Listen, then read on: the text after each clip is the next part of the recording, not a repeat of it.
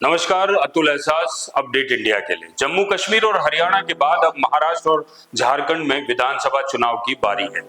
आयोग ने press conference करके चुनाव की तारीखों का ऐलान किया है। इसके अनुसार महाराष्ट्र में सिंगल फेज में 20 नवंबर को और झारखंड में 2 चरणों में यानी कि 13 और 20 नवंबर को वोटिंग होगी। चुनाव का बिगुल बजने के साथ ही राज्यों में आदर्श आचार संहिता लागू हो चुकी है। महाराष्ट्र और झारखंड में विधानसभा चुनाव की तारीखों का बिगुल बज गया है। आयोग के अनुसार महाराष्ट्र की 200 विधानसभा सीटों के लिए सिंगल फेज में 20 नवंबर को वोटिंग है, तो वहीं झारखंड की 81 सीटों के लिए 2 फेज में 13 और 20 नवंबर को वोट डाले जाएंगे। इसके पहले चरण में 43 सीटों पर और दूसरे चरण में 38 सीटों पर वोटिंग होगी। इसके बाद दोनों ही राज्यों के चुनाव नतीजे 23 नवंबर को आएंगे। यह भी बताना जरूरी है कि महाराष्ट्र में 288 सीटों के लिए 145 का मैजिक अंक है, तो वहीं झारखंड की 81 सीटों के लिए 45 का आंकड़ा जादुई होगा। महाराष्ट्र विधानसभा का कार्यकाल 26 नवंबर और झारखंड का कार्यकाल 5 जनवरी 2025 को खत्म हो रहा है।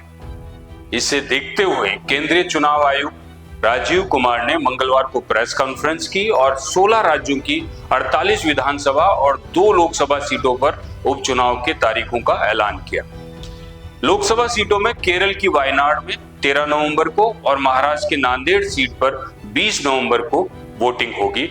वहीं 14 राज्यों की 47 विधानसभा सीटों पर 13 नवंबर को और उत्तराखंड की केदारनाथ विधानसभा सीट पर 20 नवंबर को मतदान होगा।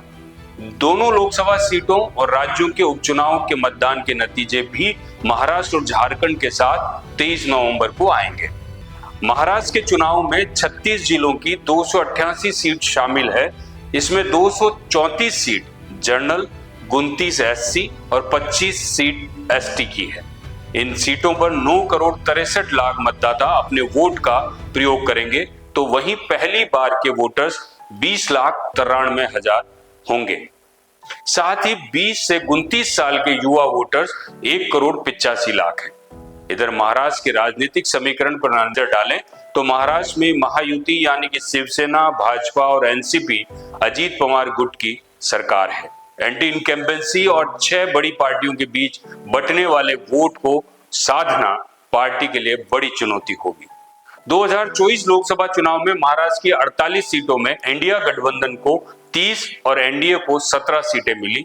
इनमें बीजेपी को 9, शिवसेना को 7 और एनसीपी को सिर्फ 1 सीट मिली।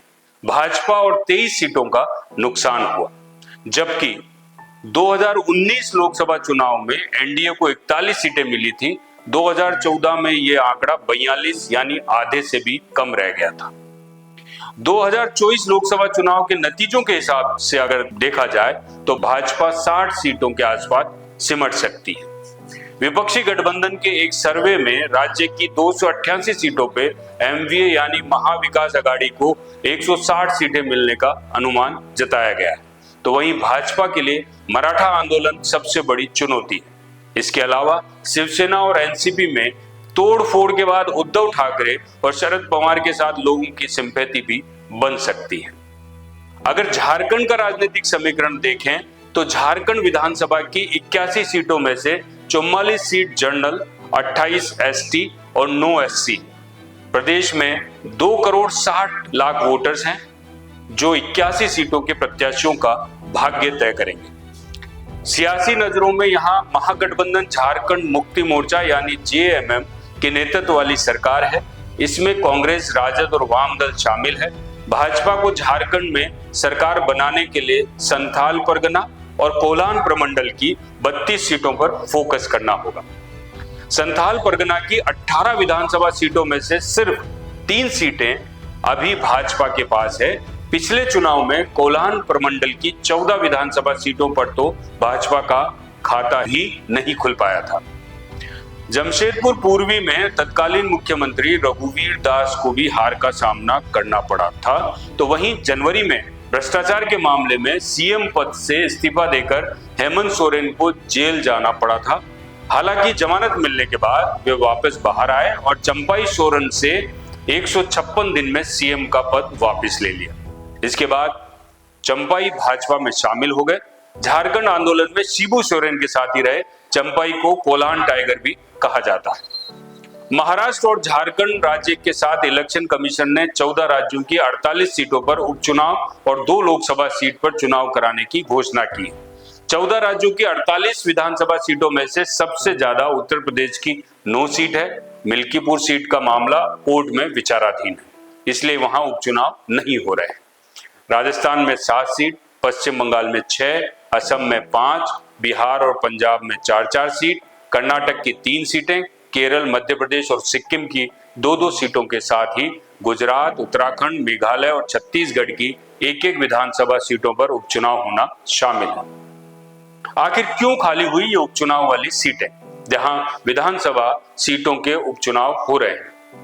इस कड़ी में केरल की वायनाड सीट राहुल गांधी के इस्तीफे और महाराष्ट्र की नांदेड़ सीट कांग्रेस सांसद के निधन से खाली हुई। साथ ही 48 विधानसभा सीटों में से 42 के विधायक सांसद बन गए। इनमें से 3 सांसदों का निधन हो गया। इनमें सबसे ज्यादा कांग्रेस के 11, भाजपा के 9, सपा टीएमसी के 5-5 और अन्य दलों के 12 विधायक शामिल हैं। बाकी 6 में से 3 सीटें विधायकों के निधन से खाली हुई है। एक सपा विधायक के जेल जाने से, सिक्किम में 2 के इस्तीफे और मध्य प्रदेश में 1 विधायक के पार्टी बदलने से सीट खाली हुई है।